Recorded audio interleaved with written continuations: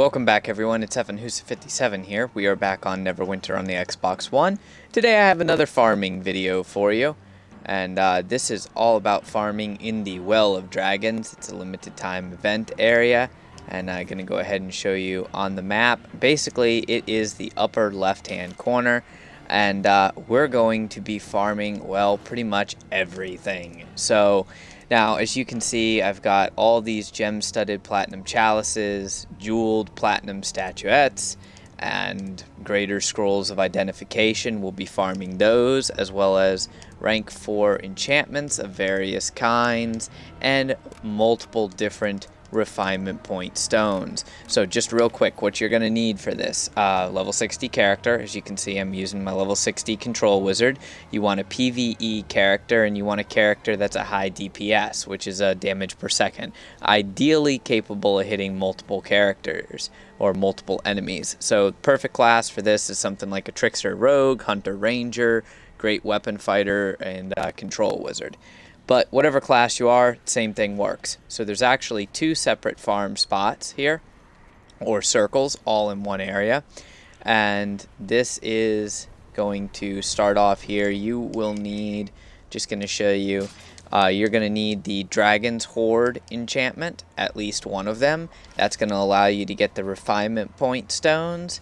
And other than that, it's just a matter of drops. So the first circle starts off, basically it's the upper circle, and it's starting from the main bridge over here, and you're gonna see there's basically 4 groups of enemies. Now, as a control wizard, what I like to do is go ahead and pull multiple groups together, and you can do that simply by throwing a spell at one group and running past the other group. And then I like to get them all together and just go ahead and kill them as fast as possible. You can use whatever combination of spells you want. I'll leave a link to the video for the build that I am using, which is a high crit PvE build. And then basically go ahead and pick up all the loot. You're also going to go ahead and farm these Dragon Horde coffers. You can get unidentified gear if you even care about that. I do not. I just want the refinement points, and I want the gold. Then come over here, grab this group, kill them. There's a lesser renaissance stone, another healing potion, another scroll of identification. And the scrolls of identification you don't sell to a shopkeeper for gold, but you can sell them to other players for gold, use them yourself, or you can sell them on the Tarmaloon Trade House. I like to sell them on the Tarmaloon Trade House and gain Astral Diamonds, but you can do whatever you want, and it's just super easy. Pull this group here, you'll see more potions, more gold. If you wish, you can use a gold gain enchantment to gain a little bit more gold off of it, but it's only a few percent. I'd recommend that you use the Dragon's Horde enchantments. They're far more efficient. And kill this group. Now, this upper circle is a tighter circle, but because it's a tighter circle, you don't get as many drops usually, since you actually have to wait for enemies to respawn. As you can see, all the enemies are dead on this upper circle. But if you do the upper circle to the bottom circle, which is the circle that I run the large circle, and there's another huge bag of salvage, which is from a separate enchantment. Plus you can get profession resources like those mithril plates. There's a gem-studded chalice, another lockbox, which, I mean, who cares about the lockboxes? You can either sell them for gold, sell them for diamonds, they don't sell for very much, or you can open them yourselves. So now we're going into this lower circle, which is the circle that you'll see most people running. And that's because the circle is larger, so enemies will be respawned. So start here at this invoker and just try and kill them as fast as possible for whatever your class is. There we go. There's some more profession resources, some mithril and an exotic pelt. Make sure that you walk over everything so that you pick up the gold. And if there is someone else already running this farming circle, try and find a different instance or invite them to a group. This way you're not competing against each other. As you can see, there was already somebody here. They killed this group of enemies that normally spawns right here. But what I like to do is go by, pull that group. You'll get the little audio cue that you pulled a group. Head over to this group and then start the fight here, so that you basically get to fight two groups at once, and it speeds up the process. If you're a trickster, rogue, or a control wizard, it's very easy to do. There's another greater scroll of identification and some unidentified items. Then you have this group of enemies right here. Pull and kill them.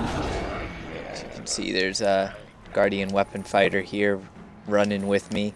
Some more mithril ore, and see, he just invited me to a group, so we'll go ahead and accept that group invite. Especially if you're see that there's a cleric or a guardian weapon fighter or a class that's a low DPS class, go ahead and try and get in a group with them. The only thing that you're going to do is just help them out. It doesn't affect you in any negative way. It's a heal. If you have a healer, that just heals you. If you have a tank, fantastic. They're going to pull the aggro. So come up here, kill that group, and then come and jump off the edge. There's usually a group right here, but there's this other guy that's also fighting them, so we'll try and get him in a group.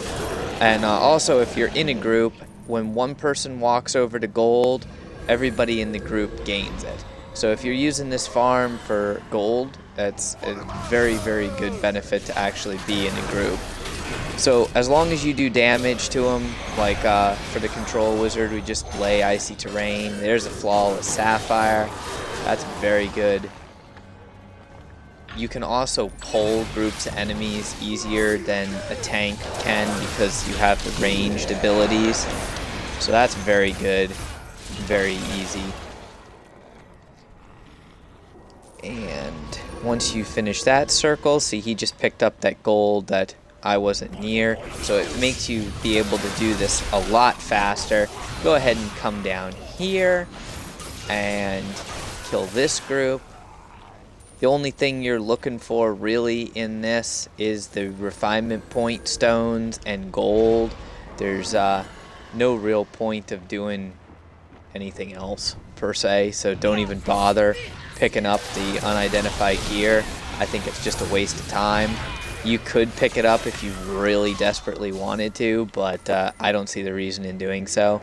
So all I'm looking for is anything that'll gain gold or refinement points. And this is basically the end of the bottom circle. So at this point, you have one of two options. Either you can restart the bottom circle, which, as you'll see, these enemies have respawned, or you can go to the top circle that I showed you in the beginning, do that circle, and then come back down here. Sometimes you do have to switch to the top circle when the heroic event here spawns, because the heroic event here can be a bit of a pain in the ass to do, especially if it's just you and, you know, another person, or you're by yourself. So keep that in mind. That other tank ran off and killed this group, so that are not respawned yet. But this group is, so your circle can get changed up a little bit. It's just personal preference, really, how you want to run, but this is the best area. It's one of the fastest areas to run and get the kills. If you go over to some of the other areas where there's the Cult of the Dragon members, they're actually harder to kill and they take longer, especially if you get the white dragon claws that they do that spin attack, and you can also get the new hunting drakes that they'll freeze you. So just really uncool. Now you'll see people, you know, they leave the group, like he's done farming. He was probably just doing a quest. That's why he left the group. So ideally it's best if you can get in, you know, a group with a couple of your friends to do it, but you can totally do this solo. There's absolutely no reason why you can't, and you can just keep doing it and keep picking up massive amounts of gold, portable altars, potions, scrolls of identification, pretty much all the stuff that you need, and just go from there. You'll see in my inventory, I kept 1 stack of 99 greater scrolls of identification for myself, but then I have 2 more stacks of 99 and 1 stack of 65, 3 stacks of 20 on the jeweled platinum statuettes, plus I started a stack of 3 more, and I have 3 stacks of 20 on the gem-studded platinum chalices, and another stack of 12. So all of this can be sold for gold. I'm also in the process of gaining potions, refinement points. As you can see, I have a stack of 99 potions of major healing, and I have another stack of 15 that I'm working on, plus the stack of 99 in my actual potion tray equipped slot. So very easy to farm potions. Very easy to farm these refinement point stones. You do have to be careful up on that ledge because it's easy to aggro the enemies and they'll attack you like you've seen there. But hey, that's what we want. We want to kill them. And basically that's really all you're going to do. Then when everything's all said and done, you simply go back to the main area, the starting area, and there's the shopkeeper, and you turn everything in and sell it. If you want gold, that's where you go. If you don't want gold and you want to sell the treasure for diamonds, you list it on the Tarmaloon Trade House. And as long as you list it for a fair price, not exorbitantly expensive and not retardedly cheap, you can sell it for diamonds as well. However, selling it for diamonds probably isn't a good idea right now because it is so easy to get with this event active.